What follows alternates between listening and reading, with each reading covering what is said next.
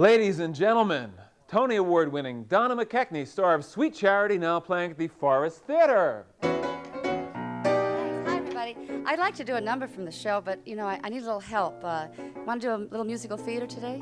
Me? Start the show with a little... You want to play Charlie? Charlie? Charlie's what kind my of a guy is boyfriend. Charlie loves Charity, but he thinks she's a great kid. He just doesn't know how to say it. He's a little self-involved, actually. What are my lines? All you got to do, you don't say anything. You just turn around, like wait for a bus, wait for a friend for lunch or something. That I can do. And read a paper. Every once in a while... A paper, please. Thank you, Mr. Freeland. Every once in a while, act a little narcissistic. That's not difficult. Okay, we ready? Ready. Okay, I'm gonna be walking down the street like I don't know he's there.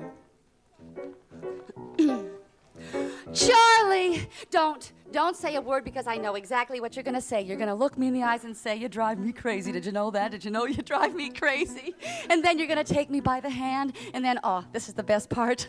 You're gonna say, "Honey, you are the sweetest, the softest, the prettiest girl in the whole cockeyed, crazy, wide, wonderful world." Oh, brother, you sure know how to talk to a girl. Man, oh man. You should see yourself like tonight. You're a 100-watt electric light. You're a blockbuster buster, you got class. And when you make a pass, man, it's a pass. Mad, ooh, Jack, you're mad. How those corny jokes turn me on. And I laugh till I'm gone. When you switch to a seductive mood, I'm not stuck on you, lover. I am glued in that college type rah-rah-dee-dah tweed. Do I wilt? Boy, are you built. You're so strong, you got muscles you don't need. Yes, yes, indeed. Dreams I had not. Dreams now I got. You should see yourself in my eyes. You're a blue ribbon Pulitzer Prize. You should see yourself and inspect yourself. Woo! Hey, get a mirror, man, yeah, and reflect yourself. You should see yourself as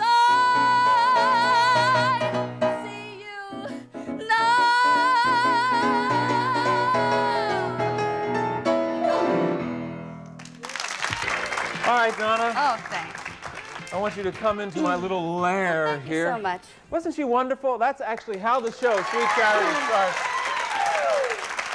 Thanks. You know, I had been in the Forest Theater for a long time, and I went to see the show last Thursday night. It is wonderful. It's a real classic, Sweet Charity. Oh, it's fabulous, yeah. People love it. Great music. What are some of the other songs that are closely associated with that show? Well, there's... What's that? I'm a that's brass the one band. About the, yeah, I'm a brass band. Yes, and great. what Great else? Production number, great choreography. Oh, of course, there's that know little that? gang of mine. I'm Dressed eating fancy chow and Drinking fancy wine. That's my number. I know. I tried to horn in on it, didn't I? What, and there's the one It's the fabulous. Hey Big Spender number. Great. And that's with all the women from the dance hall spread out along the bar. It is Very a visual intimidating. treat.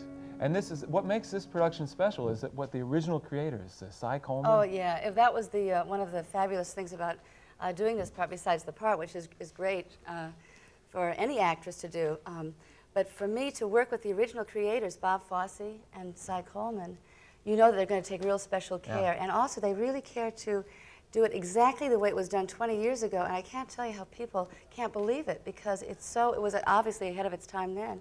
Yeah. But it's just so stylish. Well, there was some criticism in that, I'm reading the papers that it's dated. No, but it is who said set that? in 1966. Absolutely. Well, and they're doing the frug and smoking, but that is what people were doing in 1966. Not really. Yeah, no, yes, No, they they're were. pretending to smoke. Yeah. Is this your only costume? Could we Yeah. just take a... This This is it. what you have to wear every night? I wear this every night. Yeah, I have a couple others I change off. Kind of cute. This is Charity, New You know- York, circa 1964. You know, she's trying to make a living. She's a This is just a sweet girl with a heart of gold. Yeah, Yeah. There's something on the front page. I told you I was going to ask you something. I'm sure most of the time when you do interviews, it's about your career and stuff, and I want to get into that. But there's something on the front page of today's paper people are talking about. Tonight on Nightline, who's going to be on Nightline tonight? Gary Hart. 1 hour with Ted Koppel. He's going to allegedly make an apology. Now, I just want your opinion, just as an average citizen. What do you think? Gary Hart says that he thinks that the people of the United States are much less obsessed with his womanizing than the media. How do you react to that? I think he may have a point there, but I don't know. I'm not sure. I think that people I don't know if obsessed is the right word. I think that people are very interested to find out who they're voting for. Yeah. I think when these things come about, I had no idea he was going to ask this question. Well, I think that when these things come about... You could be talking about this backstage tonight. Of course people are interested. I got involved. I don't like to read some of the sensational stories and the shocking, headlines. It doesn't really appeal to me, but I am interested to find out if these things are revealed. In the nature of the person's character. Absolutely. I think between now and tomorrow, but particularly with this 1 hour appearance on Nightline, that this is really going to be the question of the day. The question is whether or not the American public really care about what he was doing, womanizing what he was doing with Donna Rice, or the media has blown it out of proportion. His contention is the media has blown it out of proportion. The next 24 hours will be kind of interesting to see what happens. What are most people saying to you when you ask I don't know. Is it blown out of proportion, folks? Yes. That's the answer. Why does he have to do Nightline? He can just come here. Again, this is like, he's got prime time, boy. Poll. That's all it takes. Now, a couple of things I think are fascinating about your life. At some point in the mid to late 70s, a doctor said to you, forget about dancing. You're not even going to be able to walk. You were really riddled with arthritis. Yes, yes. How bad did it get? It was very bad. And I felt, as being a dancer all my life and getting up, you get up with aches and pains and everything. So I just felt that it was... normal pain. Yeah. And actually it was rheumatoid arthritis. And it took my whole system over in a matter of 3 months. But you kept this kind of a secret. I mean, being in show business, and you have such a high visibility, you think that if you have a problem in life or a physical, you have to keep it a secret in a way so it's not a stigma. Right. The average person has a hard enough time dealing with things, but I had help with friends, but I had to keep it from the business a little. So because I didn't know what was going to happen. No, I'm sure there are plenty of people watching right now who But I'm very grateful that you brought it up, because I'm very. I like to say that I had this, and also that I found a way through trying, educating myself, and through diet and nutrition, I put this in remission. I cured myself, and I like being visible with this now, because I think if I can help anybody not lose faith in themselves. Do people write to you from all over the country about this? I'm writing a book based on not my life, but this situation in my life. So if you had to, give us the highlights of what the cure was. I mean, being in show business, you could have gone to a $900 a day doctor. You went to an $18 a day. Well, I went to the doctors, of course, because I respect their medicine, their study. But finally, I went to a doctor who, I was desperate. And I went to a doctor who charged me $18 because he just wanted to help people. And he was considered kind of a quack then, I guess, because he worked very much with nutrition and vitamin therapy. Yeah. Now, the whole point of this, since I'm bringing this up, is that I don't have, I'm not going to write and say, this is what you do to get better. But I want to put my story out there in a way so that people will say, well, I don't want to give up on myself then. If someone felt defeated, like as I did at certain points, I never gave up, because I had this dancer's will. I don't know. I just didn't want to accept someone's word as my destiny. There is a higher power. I mean, in your mind, I think that part of the whole process of curing oneself has got to be believing that you're going to come out. And I also had to reshape my thinking. I had to really investigate my own sense of values. I had to change a lot in me, not just my diet. I think that when you say that you're a dedicated person, I want to go back to the 16-year-old girl who left Detroit for Broadway at age 16. Now, a lot of people dream of doing that. What was it like? I don't advise that either. No. What was it like landing in New York as a 16-year-old? Well, it was a great adventure.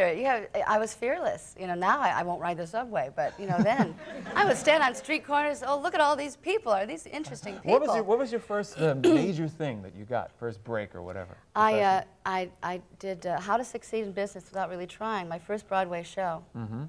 That was here in Philadelphia, I believe. That's right, at the Schubert. And when else were you back? You were here in Funny Thing Happened the Way of the Forum? Yes, And Promises, Promises? That's right. So you had a long succession of dance parts, gypsy kind of parts, and then you got together with the workshop. Of Chorus Line, yes. Of Chorus Line. We're talking to a woman who has won a Tony for a Chorus Line, created the role of Cassie, wrote the role of Cassie, and was on the cover of Newsweek magazine. Yes. Just tell us a little bit about that gestation process for Well, it was Chorus first, Line. when you're working in a workshop, a very insular situation with just your friends, and then all of a sudden, in a matter of a year, it takes on this major size, and I was very happy that people, anytime you work that hard on something and believe in something, you like it when other people appreciate it. Sure. But nobody knew that it was going to be. Now, I'm proud to say that the show is now running into its 12th year. Yeah, but you had a... And it was wonderful, and of course, the interesting thing is that after all of that success, whether it was part of the stress, I had a lot of other personal stress in my life, then this affliction. The arthritis hit. And it was like, you learn something very, very quickly when this happens to you. When you experience tragedy or someone else's life that's close to you, you learn how to not take your health ever for granted and know that you cannot envy anybody anything, money, success, because the most important thing is to have yourself. You were married briefly to Michael Bennett, who died within the last 6 months of AIDS-related problems, and he is hailed, Michael Bennett, as a true visionary of the theater, and he was part of you were part of the collaboration team on a Chorus Line. How did his death strike you? I mean, obviously the marriage died at one point. We were very good friends, and he's the most influential person in my life, so I feel it's a very personal feeling. I'm still not quite able to talk about it, but I tell you, it's one consolation is to know that his legacy, Chorus Line, how it's touched so many people. And really changed their lives, and people still come and they love it. And that's his humanity that will live on. You know, he put that on the stage. One other thing. I read that you said that Bob Fosse, the current choreographer of Sweet Charity, where you are at the Forest Theater, said that you said about him, he choreographs you down to your fingertips and your eyeballs. That's right. Show us one fingertip and eyeball move.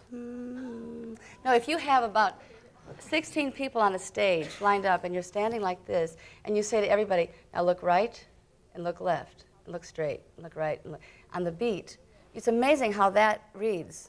It looks like they're doing a big movement. Let's do that on a close-up over here. Show us on the close-up. How does it read? It won't be the same. Yeah. You're standing here and 16 people and you look right, left, right. And if you do that to music, that's choreography. Well, let's show a little bit of that. He choreographs anything that moves. Could we just choreograph that right to a commercial? We could all do it. Go to the Forest Theater and see Donna McKechnie in Sweet Charity. When I come back.